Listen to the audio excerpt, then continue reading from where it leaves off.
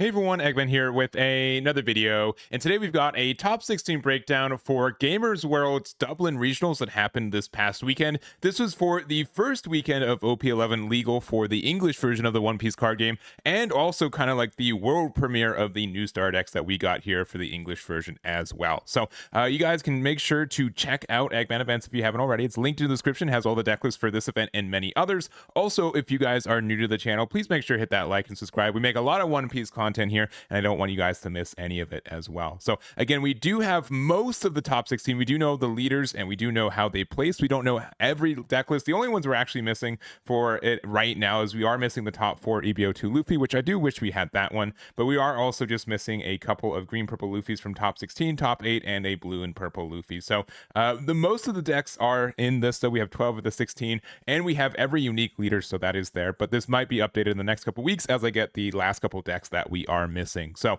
anyways, though, jumping on into this one, this was June 14th by Gamers World in Dublin. 256 players, 8 rounds of Swiss best of 1 into a top 16 cut best of 3, and in that top 16 we did have 6 copies of VBO2 Luffy, we had 3 copies of OP10 blue and purple Luffy, 2 copies of the new law leader, and then single copies of Kalgara, Betty, Smoker, the Buggy, as well as the Teach. So we also did have an event here in North America at the same time in Florida, so we are pretty close to some things, right? The fact that like the green purple Luffy was good in both of them, I think is great. I do think that there is like some compare and contrast of what leaders didn't show up. For example, like we had such a big, influence of like purple and black Luffy in North America. Meanwhile, it didn't even get a top 16 in Dublin as well. We did also see like the green and yellow law be the 3rd most popular leader, with 2 copies topping, but we weren't any of those, on the other side for North America. So I do think that this meta is still very open. There's a lot of decks that I think people are testing with and tinkering with this meta. And even though I know there are a lot of purple Luffys across the 3 big ones in these events, they're not the only leaders that I feel that can top or do well with them. I do think that they are just really popular with that too. So anyways, with that aside, I do want to go over the individual deck list. Again, you can find them all linked in the description on Eggman events. And let's start off with our first place list, which is Aman's version of the Belo Betty. So Betty is a pretty good deck, I think, into this meta, just because it does have great matchups into specifically purple Luffy leaders. The fact that you're very aggressive, and if they don't like starve you and have like removal for you, you can get to like some really big aggressive numbers very early before they can really get their Gum Gum Giants online, right? Gum Gum Giant is a really strong card, but only when you have like 9 or 10 Dawn. If you're on like your 6 or 7 Dawn turn and you feel like you want to play Gum Gum Giant, something's wrong, right? You are facing a lot of aggression, which again I do think Betty is able putting out there too. So anyways, there are just like a couple of tech choices from here. I think some choices compared to at least also the North American list that got top 16. The stage is either you take it or you leave it, right? I do think that it does offer some consistency, but it's kind of like a -1 in hand size, so that does hurt because you are pretty low on resources most of the time as Betty. We also do have the new Sabo, at least new for us. This is an older promo for Japan, but we got it just a couple months ago here in the English version. So I don't think that this is like the necessary best be all card in spot. So if you don't have this card, I've heard it's a little expensive, I don't think you need to pick it up. Kind of like the audio 2K when in the like the limb leaders that was popular a little bit more in OP10. But I do think it's a great card for being able to get cards out of your life, get some card draw, and still get that additional bonus. So just even like the fact that it can be a 6K when you're attacking against 6K leaders in a lot of these decks in this meta, I think is very strong. So other than that, you guys kind of know how Betty works. Is a very aggressive deck. Sometimes, if they can't get started, you kind of win. Sometimes they get all of their triggers off of life and you feel like you'll never have a chance to win. And sometimes you have like that even grind game with it too. So I think it's a really good deck into this format right now. It's great at taking advantage of like some suboptimal deck lists as people are kind of figuring that out. And congratulations to Aman for their finish with Betty. Next up, we've got Monkey.D.Luffy. So this is the 2nd place runner-up. This is David's version of the deck here. And obviously, though, this is a pretty popular deck. I would be very surprised if this wasn't the most popular leader in this event. It was the most popular in the North American event in Florida, and I would expect probably with a base of like 256 players, probably about 50 people are on this deck is my estimation for it. So 2nd place I think is a really big accomplishment. Also, you guys can find out a deck list, an interview. It's on Luigi's channel. I've got a bunch of other interviews I've been able to find, so I have all those linked in the description if you haven't checked those either. But I do, obviously they would know their deck better than I would, but I'm going to try my best to kind of fumble through it. So Kind of the biggest tech option I see right now is the one drop carrot. This just being able to look at top three to kind of rearrange the top of your deck is fantastic, and also being able to trash this characters like a plus 1k when you need to on the defense is good. It's kind of like a Perona. I know a lot of people are playing like 3-drop Doflamingo as well. Just the idea that, yeah, guess what, on 3 Dawn, like, you do feel like you do need to find either like Zoro or like your Bond Clay at times, but even like without that, if you're on the odd curve and you spend carrot to make sure that if you don't have a ramp card, the next card in the top of your deck is like Gear 2 or Bond Clay once again, then you're really okay with going that -1 because you can guarantee your ramp, which is really great for this deck that, late game, you're just drawing 2 cards every turn anyways. So I do like the addition of that card, and Doflamingo I've seen in other builds just to be able to get that more consistent ramp because you are able to kind of rearrange the top of your deck to find the next card you need. There are also some kind of niche situations where like you are at 7 Dawn and then you won't be able to use your leader effect next turn, but you will want to play Sanji, so you can use the carrot or any kind of card to rearrange the top of your deck to be able to get that next turn. So I think that's just a great add, and then also just that bonus of being able to get that 1k is good. And also, if you just look at the top of your deck and it's a bunch of just trash cards, you can just put it to the bottom, I think. No, this is only at the top. This one's sorry, this one's top or bottom, right? This isn't Buggy. Buggy 2k only lets you keep them at the top. Carrot lets you rearrange them, which I think can be very, very strong. So other than that, we do have some like great staples with this deck, right? The 8-drop Katakuri has been very good for this deck. The 9-drop Linlin as well. He did mention that he's only playing 3. He would probably consider bumping up to 4 for specifically Betty, which, spoilers, is what he lost to in the finals, so it would help in that matchup if you had 4. Mihawk's really great against a lot of just decks that are playing 7Ks. I think both the green purple and the black purple Luffy are both playing a lot of just like 7k cards that this removes, so I think that's very strong in those cases.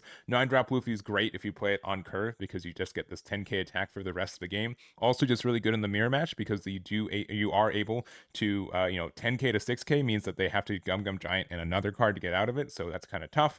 And then we do have a removal of 1 red rock and 2 of the Raging Tiger, so kind of targeting more of like the wider decks, which I think makes sense. So other than that, I think that blue purple Luffy's in a good spot. I don't think it's going to be as good as it was in the Japanese format with a combination of just like the new star deck support and also kind of how players are playing in the English version compared to the Japanese version, but I do think it's still a very strong deck and definitely a deck to be reckoned with. So this is the build here from David. Congratulations for their second place with Luffy.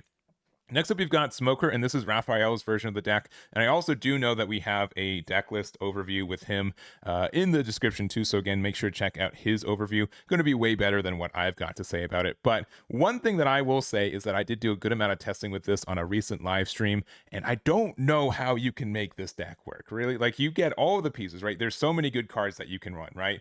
Like the Hody Jones, obviously a good card. 8-drop Captain Kidd is just a fantastic card in a lot of matchups that they have to really respect it, but this deck is really dependent, in my opinion, on finding Smoker on curve, which, guess what? We do have twice as many searchers right now. We do have the Virgo, the Tried and Trusted, but also the Kujaku. This is a really good searcher in this deck too, just because it looks for Navy type cards, so it can find Resonante. And also, you are able to give that Activate Main to convert it into a plus 1000. So if like there are some weird situations where you play Kujaku on 1 and then you can play Sanji on 3, you can pop it, make it a 7k and get 2 Dawn back if you need to. But you get a lot of these kind of like situations where like that plus 1000 really comes up in a lot of situations too. So I think all of that is very strong, and you can get some really good early game, but at the same time, you're running like 19 cards in your deck that don't have counter, and that really starts adding up as you get to the later into the game because you're just going to keep finding them, right? You really only need to find 1 copy of Smoker, 1 copy of Hody Jones, and 1 copy of like Eustace Captain Kidd. And once you start getting like more and more copies of those just kind of start compounding, and you feel really bad about just all these cards that you have in hand that you can't really get rid of it. So Baccarat's like one way to kind of have a solution for that, right? Being able to convert any card in your hand into a 2k is nice. You do have to put it onto the board though, and make sure that it stays on the board, but I don't think that's too terribly difficult for this deck to do. But just again, the fact that you have so many bricks in your hand, you have to make sure that you're using them correctly, or you try to put them on the board to be able to have some defenses. So I do think this deck is strong. I don't think it's the deck for me personally, but I think that also just kind of more commends just how good of a run Raphael had. He was a super strong player, and congratulations to their top 4 with Smoker.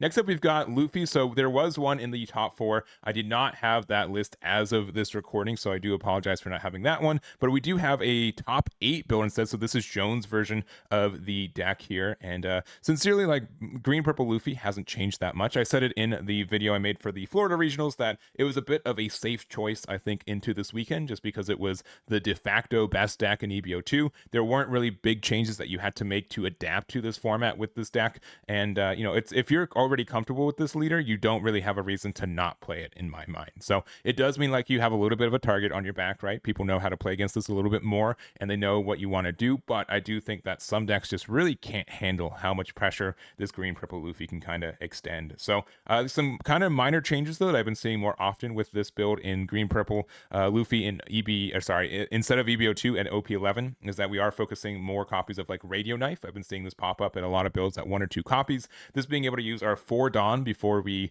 have to use like our leader effect is great, and also has some great removal potential, so that's really strong. Most people are off Electrical Luna, though I can see it coming back if we are seeing more and more green purple Luffy. Really good for the mirror match and can help you out. I do think Gamma Knife is still just a fantastic card that is very searchable off of our 1-drop event too, so that helps us as well. And then just kind of the rest of the package. So last thing I will mention is that I've been seeing a lot of people bump Luffy Taro from generally where it was at a 2 copy to a 3 copy. There are a lot of decks that just really can't answer a 7 cost and a 5 cost coming out on the same turn, and that gets you a lot of value. So it does also mean that you can kind of feel good about delaying your leader effect by 1 turn, because you're playing Luffy Taro into Sanji Pudding to really getting a lot of your resources right back. So the only other thing that I will say is that I have been seeing like 2-drop Chopper be a little bit more popular, because we are playing in a lot of purple decks that do ramp more than us. So that Chopper can kind of show us or become like more of a card that lets us just get that ramp for free without really investing more than 2 Dawn, which is really, really nice. So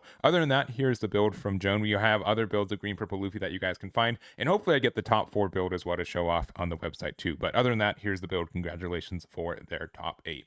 Also in the top 8, we do have Kalgara. So this is Ben's version of the deck, and I didn't really say this outright, but I do really appreciate Ben as well as Legend for helping me find some of these deck lists. A lot of these players did post them on their social media, and if you do go to the deck list table, I have all those linked on their names, so you can check out the players, or if there's any resources for you guys to find a little bit more information about the players and the decks. But they were able to get a top 8 finish with Kalgara, which was not on my tier list, I don't believe, when I was making it. Kalgara has kind of been an okay deck, I think, and kind of like fringe viable, but it hasn't really had a lot of results since release in OP8.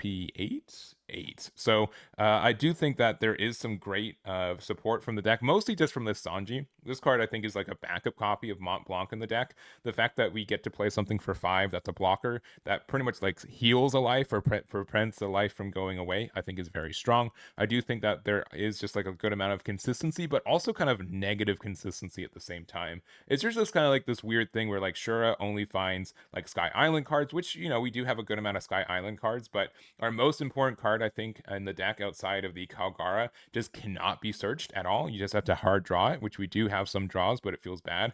Only finding Holy is just kind of rough because you won't find that very consistently.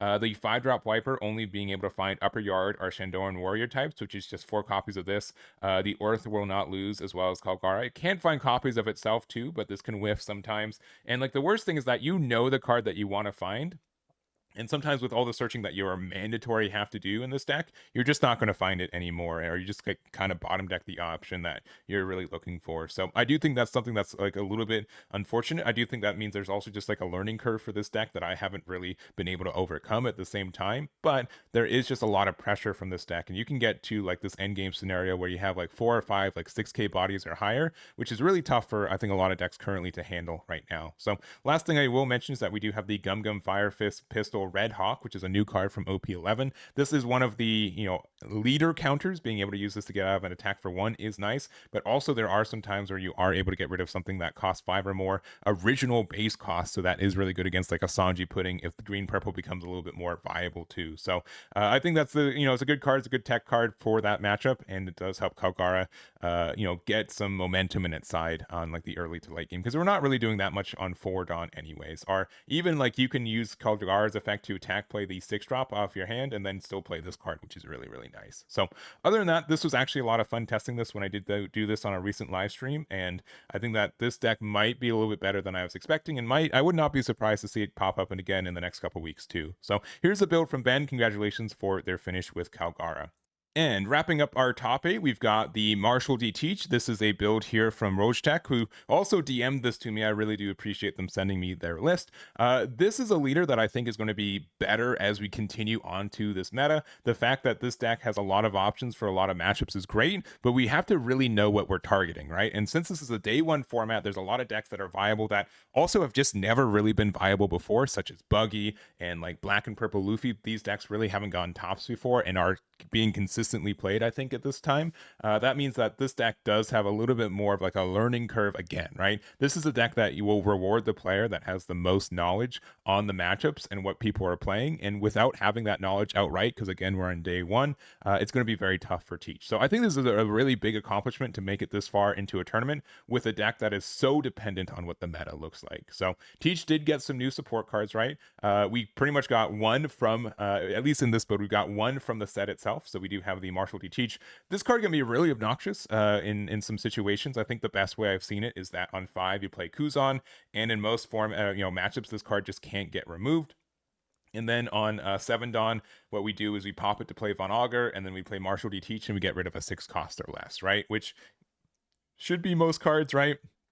On your opponent's 6 Dawn turn, though, with how much like ramping has been happening, or like Marigo being able to protect cards, it can't quite hit Sanji Pudding, which is a little bit tough. Though we do have like the backup, Von Augur being able to get the -3 cost to being able to play Finger Pistol, or a copy of Black Hole, which I think helps that matchup too. Tempest Kick is also pretty easy for us to get things into range, because we do get a lot of cards into our trash early, and that does help us too. So I think all that just makes sense as kind of like a mini removal package that you can get a lot of value from. There's also the Caribou, so this is not a Blackbeard's Pirate, but it is a 2k that is just like a 1-drop blocker in this deck specifically. Other decks can technically run it, but discarding 2 cards from your hand is usually a bit expensive for most decks that exist. But being able to have like more 1-drop blockers, that's also like a 2k is great. We only play 8 2k counters, and 4 of them are searchable, the other 4 aren't, which is a little bit tough. I think there could be some scary moments where you just don't have 2ks available to you, but this deck can be really defensive. With the amount of removal that we have, I think is really good into this format currently.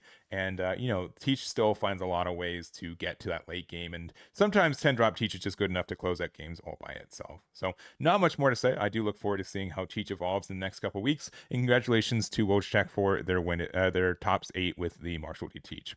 All right, and we've got 2 unique leaders in the top 16. We're going to start off with the Trafalgar Law. This is the green and yellow one from OP10. We've got both Luka's and Jan's list for the builds here, and I believe 1 or 2 of them have deck profiles, which again will be linked in the description if they are. But I do think this deck did get a lot of boosts from the star decks with just the inclusion of this card, right? I know that we already have a lot of searches for supernovas in general, but this one's particularly good for us because it is like another just look at the top 5 and find anything, including itself. The fact that we can bounce this with like blocker law and play it again is good. The fact that also like there are sometimes like the on opponent's attack can work in our favor, and the fact that we just need 2 costs on the board to be able to get enough costs to be able to use our leader effect means that this card is really great, right? I know a lot of people were playing like Carmel in set 2 just because it was a 2-drop draw 1, even though it was not super searchable or had much of a value outside of that. I think this deck is in a really good spot because of the amount of searches that we have available for us. So other than that, I think that we did get some new support from the set as well. I know most people are thinking, or at least are playing 2 copies, the 2-cost Zeus for some removal and getting that additional card draw. We also do have the beige here, which is a great blocker in this deck. It's either just really good by itself to be able to be a blocker that helps stop our other blockers from getting removed, which is really nice. We also could play a game of Defend 8-drop Kid, which I think if you're playing Law, you can play like 1 or 2 copies of Kid if you want to. I know the space for this deck is a little bit tight, especially for non-counter cards, because we never generally have like a super big hand size. We're more on that tempo play and trying to get our bodies out effectively. So I do think that's very strong if you want to, but it's hard to, again, commit that much to that game plan at some times. So I also think like the 5-drop Law from Star Deck 2 is a little bit expensive. It is really good if you already have the board set up, but without it, this card can be like a little bit dead in hand. So I've been seeing people play like 0 copies of it. We see like 1 or 2 copies across the 2 decks that we have, but I do think it's still strong. You just have to be careful about making sure that you can set up the play. And just the fact that the card exists means your opponent will have to be really aware about playing around it. And then lastly, we've got 7-drop Law, which is such a good card. I think the fact that this also is just like a 7-drop that you can play on curve and get pretty much the full effect from it from your leader as long as you have your on plays online is fantastic, right? Use the effect, put it on underneath your leader, be able to put like a 5-cost Law or like a Cavendish to the top of your life, and then being able to like play the Law up, bounce a 1-drop, play the 1-drop again. Like there's just so many good combinations with this, and a 9k body is really good, I think, in this current meta, which is kind of difficult to remove. And the fact that it's a 7 cost means it doesn't get hit by cards like Charlotte Linlin or Gravity Blade. So all in all, I think this card is such an important card and just helps the matchup for a lot of your stuff just outright. So that's, I think, in a really, really good spot for it. But other than that, I think that Law is great. I know it's a bit of a difficult deck to play effectively, but when you do, you feel like you've earned your win, and there's a lot of different play lines, which I think is really cool as well. So again, these are the 2 builds. Congratulations to Jan and Luka for their finishes with Green Yellow Law. And then lastly, we've got Buggy. This is Legends build, and again, Legends, thank you very much for helping me get some of these deck lists as well, including your own as well. But I think a lot of people have been talking about how viable Buggy is in this format. It's probably going to be kind of close to how people were talking about Usopp was meta-wise in OP10 and EBO2, just because it does have like a lot of insane abilities, right? The fact that you can swarm board pretty quickly is really nice too. But sometimes you just aren't doing enough, right? And that's where I think people are kind of on the fence. Like, sure, you play a lot of cards on board, but is it doing enough? Is your hand size going to be able to supplement your kind of game plan? Or, man, I just got rocked by Buggy, there's nothing to do about it, and that feels kind of bad. So I do think the 7-drop promo is just like really polarizing for this deck. Stuff like Zoro and Betty, just if they play against this deck, they just lose, right? It's like 90-10, like not even like exaggerating. It is such a bad matchup because you literally cannot attack with anything outside of your 6-drop Koala or your 8-drop Dragon if you happen to be playing those cards, right? Which is really, really tough. I guess there's like the 5-cost Emporio, but still is very, very tough. So I do think that helps you rein in those kind of matchups, which again, Betty being active in this format and also just got first place means that you can get some free wins because you know that matchup is around, which feels good.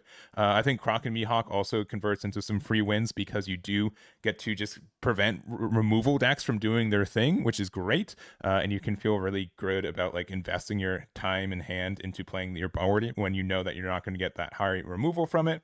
And then we just kind of have a general pick of like the cross guild stuff. So there's a decision point on what our extras are. I think like 3-3 split of cross guild and Sanji Pilaf is fine. I do also really like Sables right now. I think this is a great card for a lot of matchups, specifically the black and purple Luffy, as well as the green and purple Luffy. They're really susceptible to the removal from this because they play a lot of like impactful 7-cost, and this just makes it so they have to like use that energy or that time, which generally means that you can set up a little bit better than they can. So like on 9 Dawn, being able to use this to be able to play out one of your bodies and still play Sables is like, it's such a tempo swing for you, removing one of their cards and playing 2 of your own. So other than that, I think Buggy's in a good spot. I think it's going to be pretty present. I think I would expect it to get 1 or 2 tops in most events in this format, and I'm looking forward to seeing how it does in the next couple weeks too. So that's going to be it for this one, and that's going to be it for this video in general. So again, if you guys want to check out any of the deck lists, you can find them on my website, Eggman Events. I've got a lot of deck lists from not only this event, but from the Japanese format, which was a little bit different,